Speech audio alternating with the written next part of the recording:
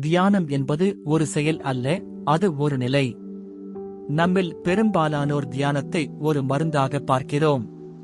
மன அழுத்தம் வந்தால் தியானம் செய், தூக்கம் வரவில்லை என்றால் தியானம் செய் என்று ஒரு பயன்பாட்டுப் பொருளாகவே இதை மாற்றிவிட்டோம். இன்னும் சிலர் தியானம் செய்தால் நினைவாற்றல் பெருகும், வியாபாரத்தில் வெற்றி பெறலாம், மற்றவர்களை விட சிறப்பாக செயல்படலாம் என்று ஒரு போட்டி மனப்பான்மையுடனேயே இதை அணுகுகிறார்கள். ஆனால் தியானம் என்பது மற்றவர்களை வெல்வதற்கான கருவி அல்ல, அது உங்களை நீங்களே வெல்வதற்கான ஒரு உன்னத பயணம். இன்று நாம் இதை பற்றித்தான் மிக விரிவாகவும் ஆழமாகவும் பேசப் போகிறோம். நாம் ஏன் நம்மை நாமே வெல்ல வேண்டும்? நம்மை பற்றி நமக்கு எல்லாம் தெரியும் என்று நாம் ஒரு மாயையில் வாழ்ந்து கொண்டிருக்கிறோம். எனக்கு என்ன பிடிக்கும், எனக்கு என்ன பிடிக்காது, நான் யார் என்பது எனக்கு தெரியாதா என்று நாம் நினைக்கலாம். ஆனால் ஒரு நிமிடம் யோசித்துப் பாருங்கள். ஒரு திடீர் கோபம் வரும்போது அல்லது ஒரு பெரிய தோல்வி உங்களை தழுவும் போது நீங்கள் நடந்து கொள்ளும் விதம் உங்களுக்கு ஆச்சரியத்தை அளிக்கவில்லையா? நாமா இப்படி செய்தோம் என்று ஒரு நொடி நீங்கள் திகைத்துப் போய் நின்றதுண்டா? அங்குதான் தியானம் தேவைப்படுகிறது.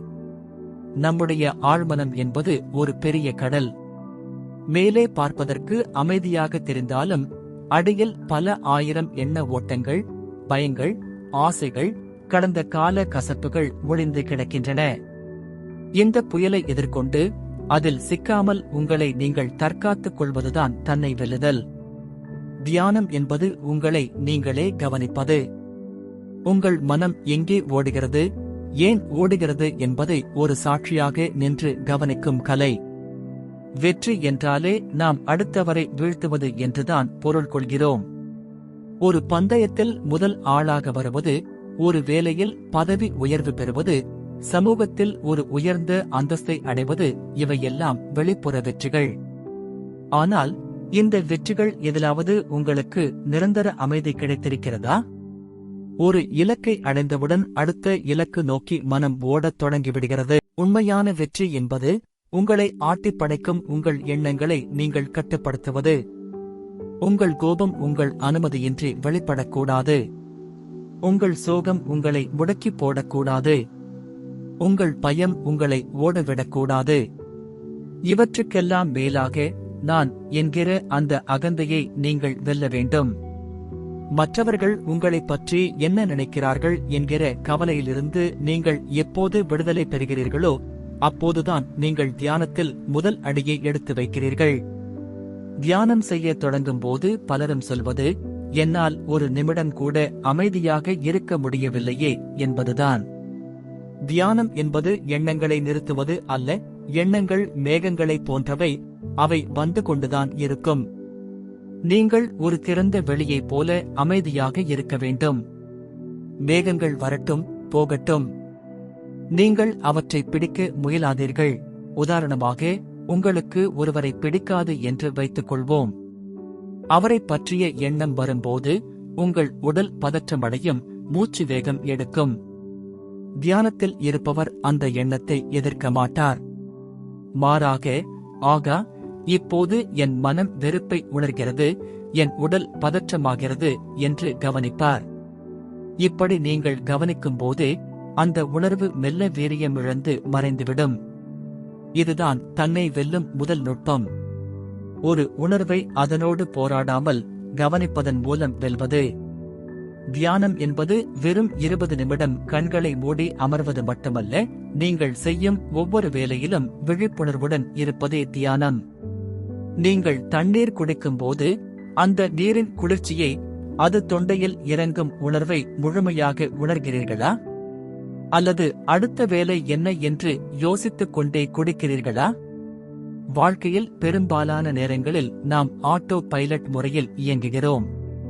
காலையில் எழுந்தது முதல் இரவு தூங்கும் வரை பல செயல்களை நாம் உணராமலேயே செய்கிறோம். தியானம் உங்களை விழித்தெழச் செய்கிறது. நீங்கள் பேசும் ஒவ்வொரு சொல்லையும் கவனித்து பேசுங்கள். நீங்கள் எடுக்கும் ஒவ்வொரு முடிவும் உங்கள் விழிப்புணர்வில் இருக்கட்டும். இதுதான் உங்களை ஒரு முழுமையான மனிதனாக மாற்றும். அமைதி என்பது ஒரு தேர்வு. உலகம் எப்போதும் இரைச்சலாகத்தான் இருக்கும். பிரச்சனைகள் எப்போதும் வந்து கொண்டுதான் இருக்கும். தியானம் செய்வதால் பிரச்சனைகள் தீர்ந்துவிடாது. ஆனால் பிரச்சனைகளை நீங்கள் கையாளும் விதம் மாறும். ஒரு சூறாவளியின் மையப்பகுதி எப்போதும் அமைதியாக இருக்கும் என்று சொல்வார்கள்.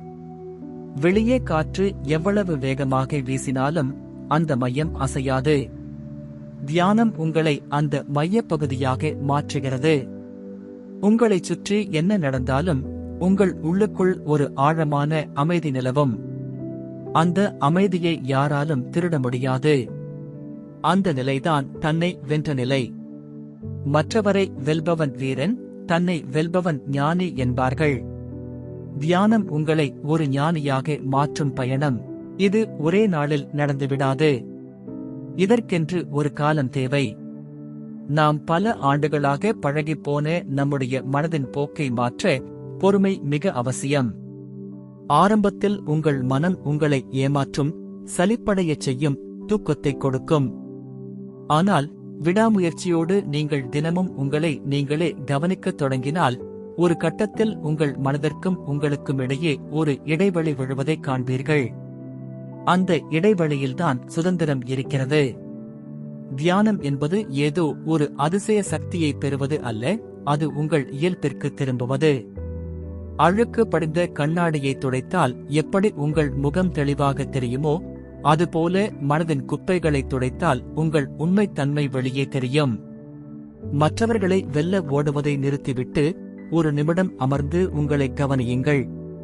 இந்த உலகிலேயே மிகப்பெரிய சவால் உங்களை நீங்கள் வெல்வதுதான். அந்தச் சவாலை ஏற்கத் தயாராகுங்கள்.